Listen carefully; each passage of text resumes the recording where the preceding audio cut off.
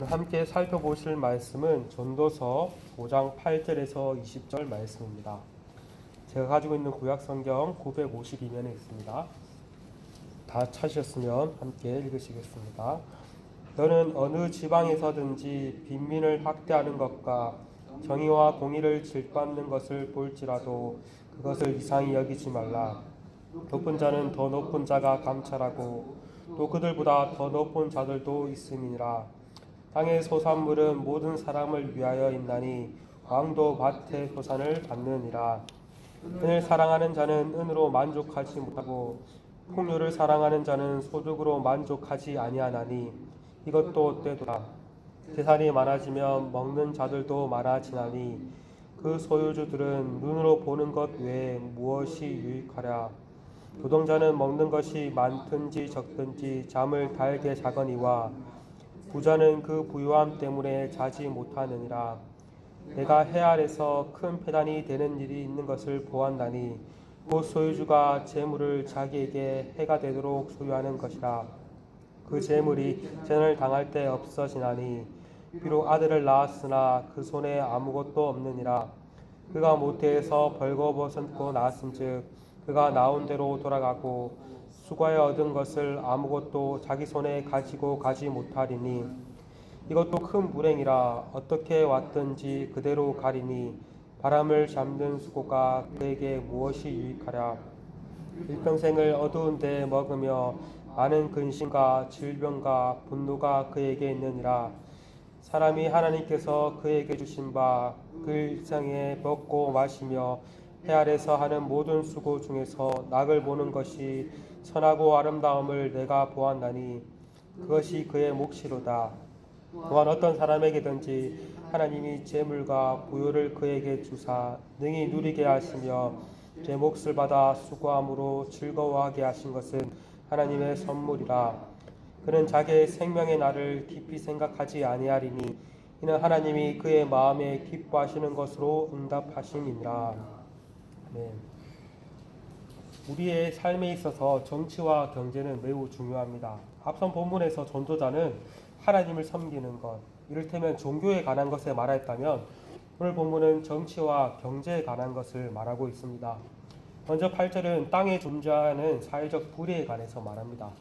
어느 지방에서든지 빈민을 학대하는 것과 정의와 공의가 짓밟히는 것을 보거든 그것을 이상하게 여기지 말라라고 말합니다. 이 땅에서 사회적 불의가 일어나는 것은 당연한 일이라는 것입니다. 높은 자는 더 높은 자가 다스리고 더 높은 자는 또 다른 더 높은 자가 다스리는 것이 이렇게 사회적 위계 질서가 있는 한 사회적 불의는 자연스러운 일이라는 말입니다. 모든 권력은 다 하나님으로부터 말미암습니다. 하나님은 권력자를 세우심으로써 죄의 확산을 막으시고 사회 질서를 유지하십니다. 그러나 제약된 인간은 하나님이 원하시는 방향으로 권력을 사용하지 않습니다. 다른 사람을 섬결하고 주신 그 권력을 가지고 다른 사람을 학대하고 착취하는 데 사용합니다. 이것을 우리는 과거 역사를 통해 오늘날 일어나고 있는 현상들을 통해서 쉽게 살펴볼 수 있습니다. 아무리 사회 정의를 외치고 그것을 바로잡기 위해 많은 제도와 법들이 제정한다고 해도 근본적인 원인인 죄의 문제가 해결되지 않는 한 사회 불의는 계속해서 존재할 것입니다. 물론 우리 그리스도인들은 영혼 구원뿐만 아니라 정의로운 사회 구현을 위해서 힘쓰고 애써야 합니다. 그러나 동시에 이 땅에서의 완전한 사회 정의가 실현된다는 것은 한계가 있다는 것을 기억해야 할 것입니다. 그럴 때 우리는 낙심하지 아니하고 선을 행할 수 있는 것입니다. 이어서 전도자는 많은 권력을 가진 왕이라 할지라도 땅의 소산물에 의지하여 살아간다라고 말을 합니다. 이것은 무엇을 의미합니까? 어느 누구라도 땅의 소산을 하나님께서 주시지 않으면 살 수 없다는 말입니다. 우리는 내가 내 힘으로 벌어먹고 산다라고 생각하지만 결코 그것이 아닙니다.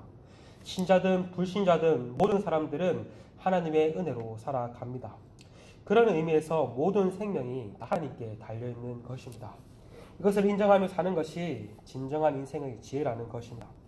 10절 이하는 재물에 관한 가르침이 좀 구체적으로 나옵니다. 먼저 10절에서 11절은 지나치게 재물을 탐닉하는 것을 경계합니다. 그것의 헛됨을 관해서 말합니다. 먼저 10절은 은을 사랑하는 자는 은으로 만족하지 못하고 풍요를 사랑하는 자는 소득으로 만족하지 아니하나니 이것도 헛되도다라고 말을 합니다. 우리가 잘 알 수 있듯 인간은 도무지 만족함을 모릅니다. 전에도 한번 인용한 것 같은데 한때 세계 최고의 부자였던 록펠러에게 한 기자가 물었다고 합니다. 사람은 얼마나 돈이 많아야 행복할까요? 라고 물었는데 록펠러가 이렇게 말했다고 합니다. 조금만 더.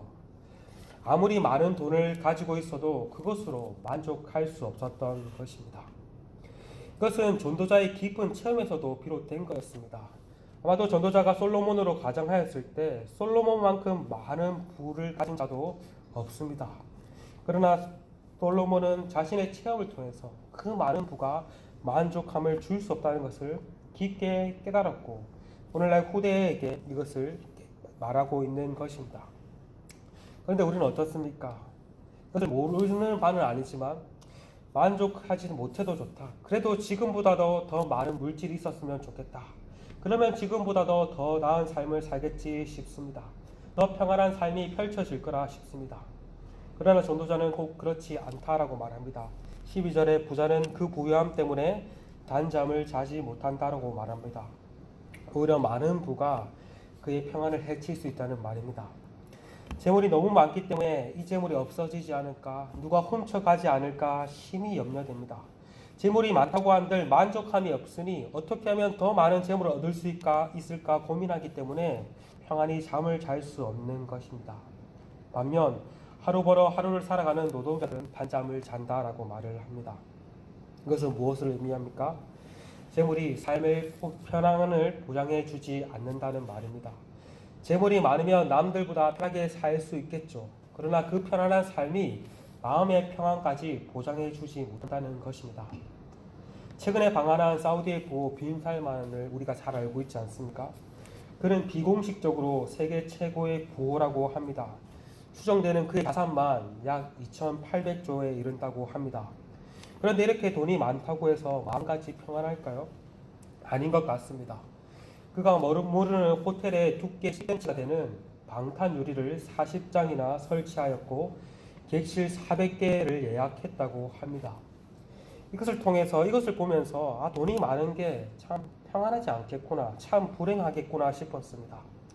그런 의미에서 잠을 이루지 못할 만큼 재물이 많지 않은 것 또한 하나님의 은혜가 아닌가 싶습니다. 재물이 우리의 진정한 만족과 행복을 보장해 주지 않는다는 것을 깨닫는 것이 진정한 지혜일 것입니다. 이어서 전도자는 13절에서 해 아래서 큰 패난이 되는 일 보았다라고 말을 합니다. 그것이 무엇입니까? 갑작스러운 재난을 당해 모든 재물을 잃게 되는 일입니다. 그 재물을 다 잃었으니 자식을 낳아도 물려줄 재산이 없습니다.